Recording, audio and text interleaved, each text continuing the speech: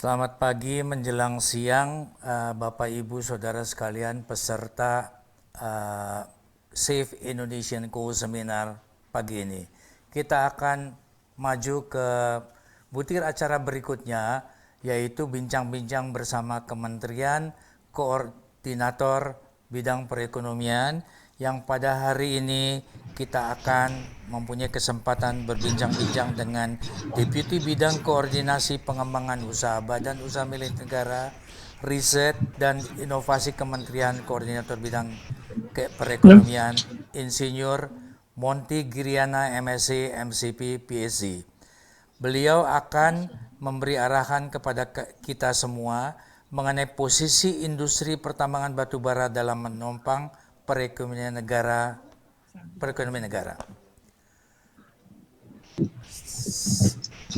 Selamat pagi Pak Monty Giriana. Assalamualaikum warahmatullahi wabarakatuh. Selamat pagi.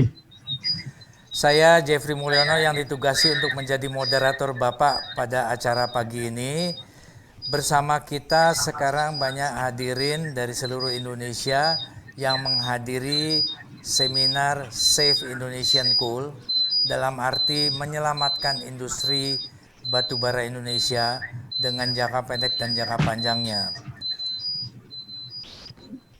Hari ini kami berharap mendapat arahan dari Bapak Deputi Menko, Pak Monty, mengenai posisi industri pertambangan batubara dalam menopang perekonomian negara.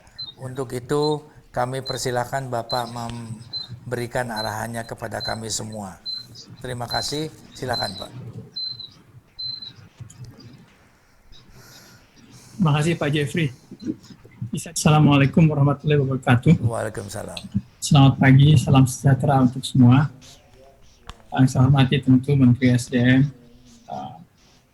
Menteri Koordinator Bidang Kemaritiman atau yang mewakili, dan teman-teman industri batubara. Tentu saja Ketua Umum Perhati Pak Jeffrey ya. Yang ingin saya paparkan beberapa hal. Pertama adalah apa yang terjadi dari sisi perekonomian berkaitan terjadinya pandemi COVID-19. Lalu kemudian juga akan saya bicara mengenai upaya-upaya yang sudah kita lakukan untuk memulihkan keadaan kita sehingga tidak terjadi resesi. Lalu yang terakhir mungkin kita akan address sedikit mengenai peranan industri batubara dalam perekonomian Indonesia dalam beberapa tahun ke depan. Mungkin kita bisa lihat slide barangkali ya. Slide-nya bisa tayangkan nggak?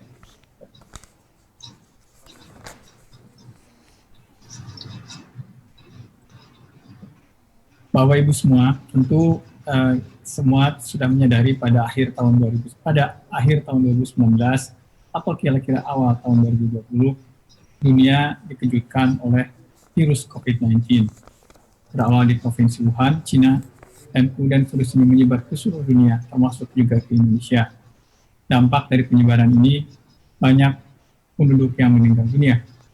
Hingga bulan Agustus tahun ini, kita menyaksikan sekitar 26 juta orang terkonfirmasi terpapar virus COVID-19, dan juga kira-kira sebanyak 868 ribu penduduk yang meninggal seluruh dunia. Indonesia juga demikian, banyak sekitar 200 ribu orang terpapar, sekitar 7 ribu orang meninggal dunia, dan alhamdulillah 130 ribuan sembuh dari COVID-19.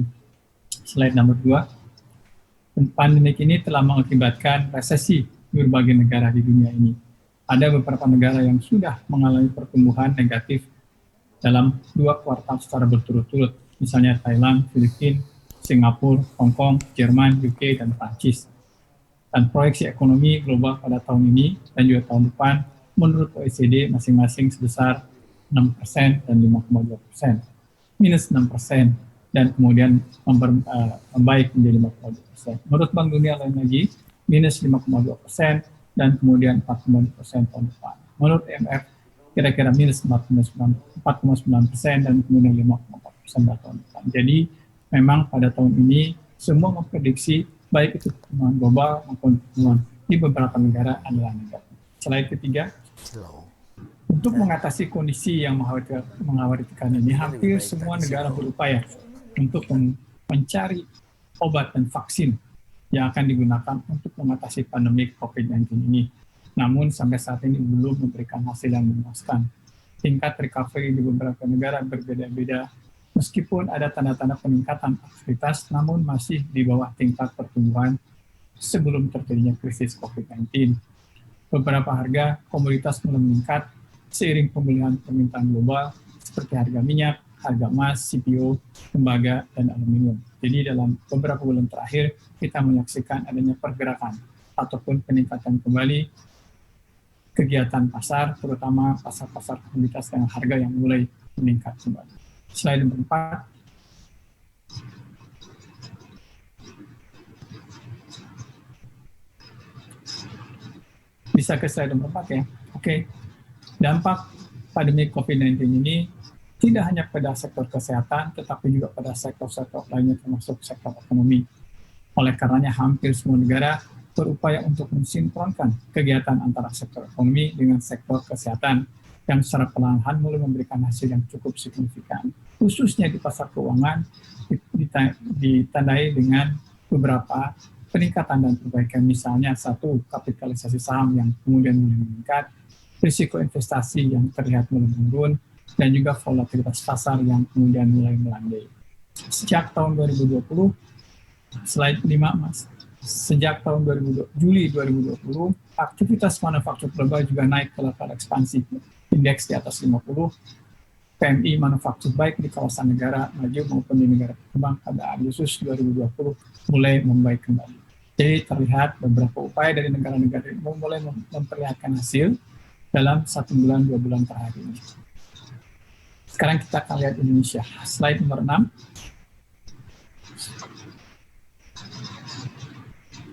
Indonesia pada pada triwulan kedua tahun ini mengalami kontraksi pertumbuhan perekonomian yang cukup signifikan, minus 5,2%. Dibandingkan dengan triwulan sebelumnya, dengan pertumbuhan juga menurun 2,97% year-to-year.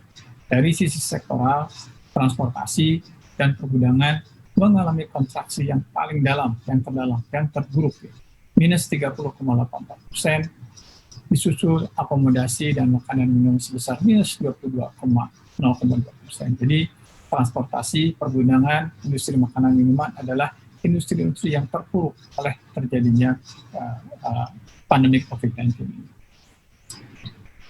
Slide nomor 7.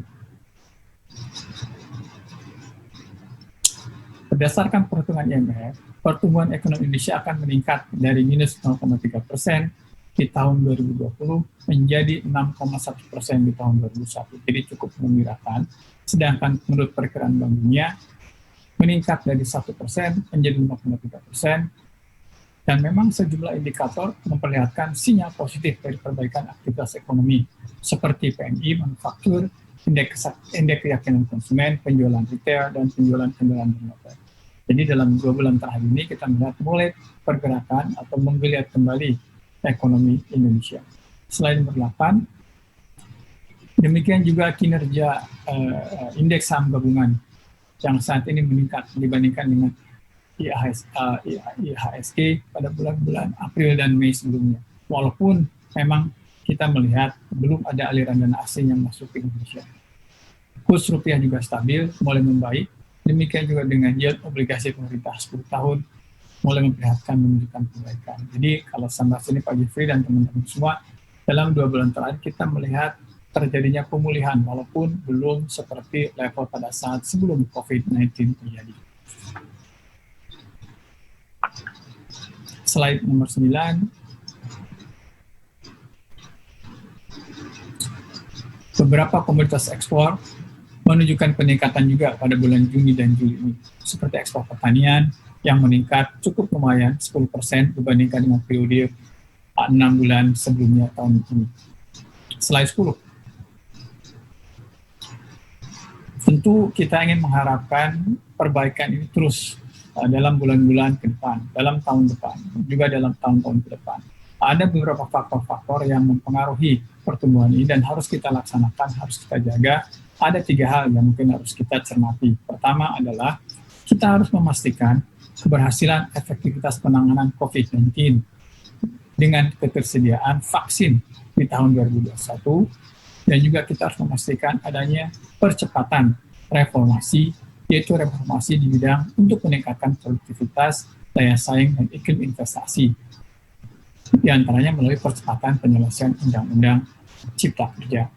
Yang ketiga adalah adanya dukungan ekspansi fiskal, yaitu dukungan dari sisi demand melalui penguatan bansos, BLT, dukungan sisi supply termasuk insentif pajak, bantuan kredit, penjaminan bagi UMKM, korporasi, dan sebagainya.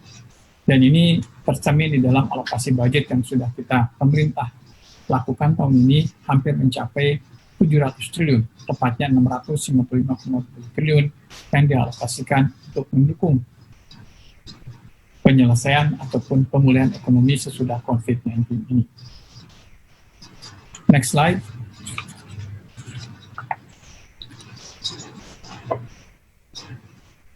Bisa slide nomor 11. Oke, terima kasih.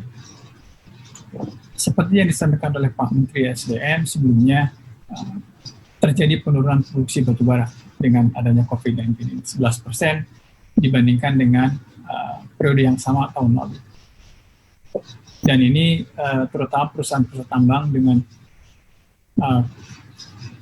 baik itu kualitas yang baik maupun kualitas rendah. Slide nomor 12. Volume ekspor batubara pun menurun 11%. Juga nilai ekspor juga menurun 22%. Ini tadi disampaikan oleh Menteri SDM. Jadi volume turun 11%, value turun 22%.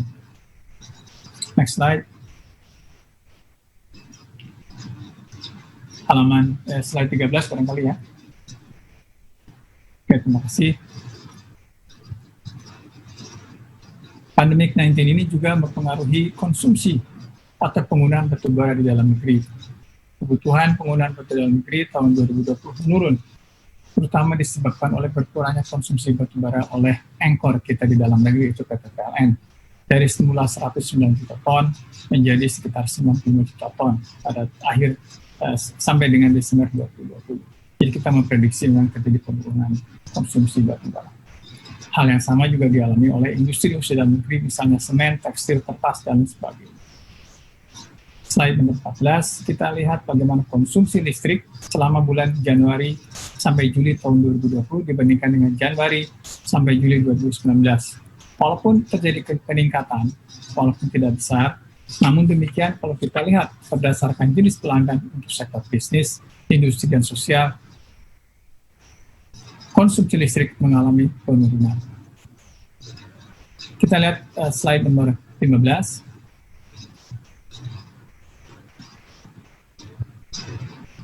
Konsumsi batubara untuk pembangkit listrik selama semester pertama 2020 sebanyak 50 juta ton. Terdiri dari 30% itu PLN dan 20% itu IPP. Dan ini memang terjadi penurunan. Slide 16, kalau kita lihat harga, terjadi penurunan harga yang cukup signifikan. Seperti disampaikan oleh Menteri SDM, harga batubara acuan periode September 2020 mencapai kira-kira 50 US dollar per ton atau turun 25% dibandingkan dengan harga Januari 2020 yang mencapai hampir 66 US dollar per ton. Dan ini tadi digarisbawahi oleh Menteri SDM merupakan harga batubara yang terendah sejak tahun 2009.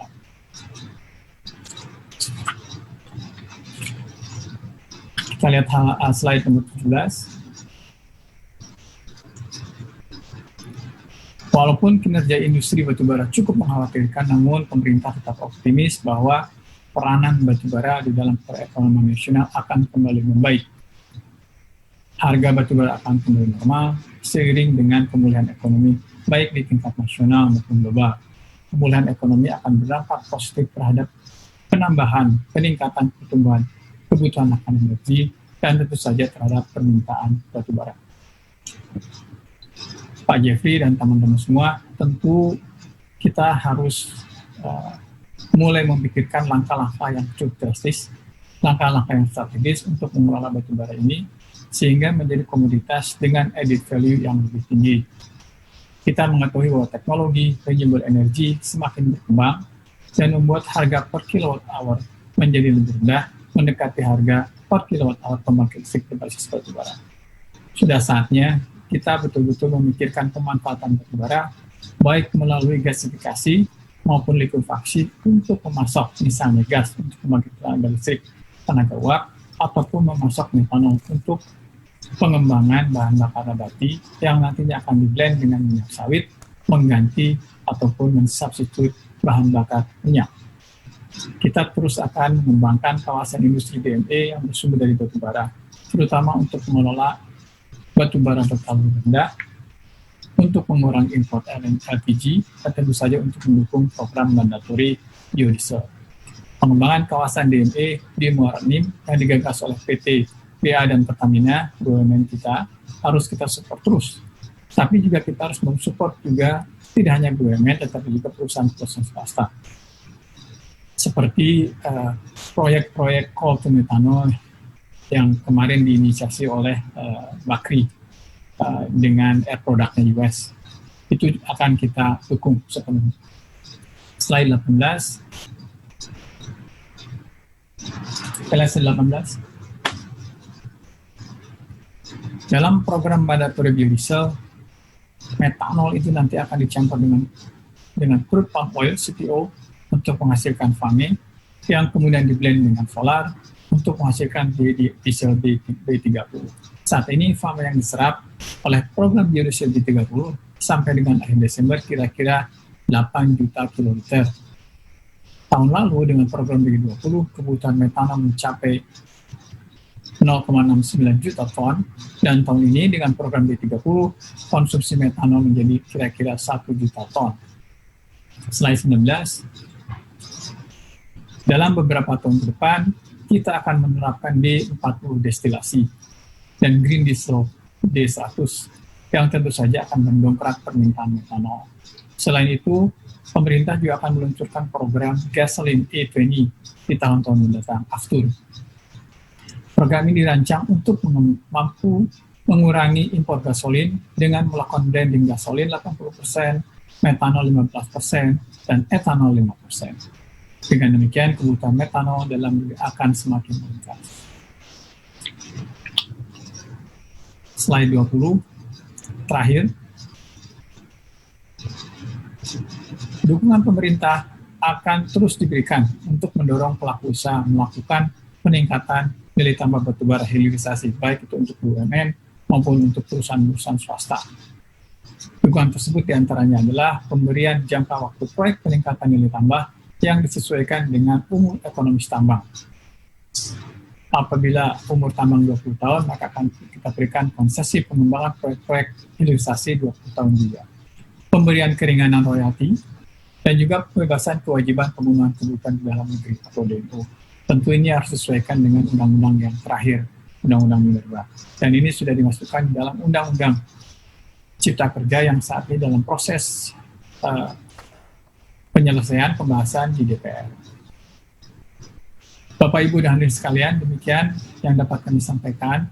Walaupun acara ini dilaksanakan melalui virtual, tentu tidak akan mengurangi esensi yang terkandung di dalamnya. Demikian dapat kami sampaikan. Atas perhatian saudara-saudara semuanya, kami ucapkan terima kasih. Wabillahi taufiq wal hidayah. Wassalamualaikum warahmatullahi wabarakatuh. Waalaikumsalam warahmatullahi wabarakatuh. Terima kasih Pak Monty atas penjelasannya dan arahannya. Ada satu pertanyaan yang saya kumpulkan dari audiens itu, bagaimana pandangan atau harapan Bapak? Kan hari ini batu bara ini masih memberi signifikan number di dalam keekonomian nasional. Nah, di tengah COVID dan di tengah opportunity untuk melakukan downstream industri yang agak sedikit lama, kira-kira apa arahan dan pandangan Bapak untuk industri batu bara ini bisa mempertahankan perannya untuk ketahanan ekonomi nasional? Silakan Pak Monty. Ada beberapa hal Pak Jeffrey. Mungkin yang pertama tentu saja efisiensi. Perusahaan-perusahaan melakukan efisiensi produksi. tentu kita harus mempunyai benchmark. Banyak perusahaan-perusahaan di luar negeri yang melakukan hal yang sama, tetapi dengan ongkos produksi yang jauh lebih kurang. Itu satu berarti. Yang kedua, tentu kita akan mengintegrasikan, memasukkan perusahaan-perusahaan batubara ini dalam proses pengembangan energi terbarukan seperti yang saya sampaikan tadi, misalkan untuk mendukung program-program biodiesel. Metanol bisa diproduksi dengan mengkonversi batubara menjadi metanol. Dan juga untuk substitute LPG, kita tidak akan mendukung beberapa proyek-proyek yang memang dilakukan untuk mengubah, mengkonvert batubara ini menjadi synthetic gas. Nah, yang terakhir tentu kita akan memberikan fasilitas yang cukup, baik itu fasilitas fiskal maupun non fiskal, untuk kemudian agar supaya proyek-proyek hilirisasi dapat berjalan. Memang semua perusahaan, tidak hanya perusahaan-perusahaan batubara yang mengalami kesulitan, working capital-nya berkurang jauh, lalu juga kemudian konsumsi juga berkurang jauh karena ada pandemi. Oleh sebab itu kita akan memberikan fasilitas barangkali kredit ya, untuk kemudian dan juga pinjaman-pinjaman berbunga murah untuk mengembangkan bagi perusahaan batubara yang mengembangkan produk-produk hilirisasi batubara. Demikian Pak Jeffrey. Terima kasih Pak Monty, Bapak Ibu sekalian, para hadirin yang mengikuti Save Indonesian Co Seminar pada pagi hari ini. Demikian yang kita dapat arahan dari Bapak Deputi Bidang Koordinasi Pengembangan Usaha Badan Usaha Milik Negara, Riset dan Inovasi Kementerian Koordinator Bidang Perekonomian, Bapak Insinyur Monty Giriana, MSc, MSCP, PhD. Terima kasih banyak Pak Monty. Semoga arahan Bapak bisa memberi bumbu yang lebih baik untuk para pelaku usaha dan juga para profesional di bawah naungan Perhapi. Terima kasih. Wassalamualaikum warahmatullahi wabarakatuh. Terima kasih. Bapak Ibu hadirin yang kami hormati, dengan demikian sesi pertama rangkaian diskusi pada hari Senin 14 September 2020 telah berakhir. Sesi kedua akan dimulai pada pukul 13 waktu Indonesia Barat dan dengan materi yang akan disampaikan secara langsung oleh Menteri Koordinator Bidang Kemaritiman dan Investasi, Bapak Jenderal Purnawirawan Luhut Binsar Panjaitan. Oleh karena itu, kami tetap mengharapkan partisipasi Bapak Ibu dan hadirin sekalian untuk mengikuti sesi yang kedua. Terima kasih atas perhatian yang diberikan. Kami memohon maaf atas kekurangan dan kesalahan yang terjadi selama sesi pertama berlangsung. Sampai jumpa kembali.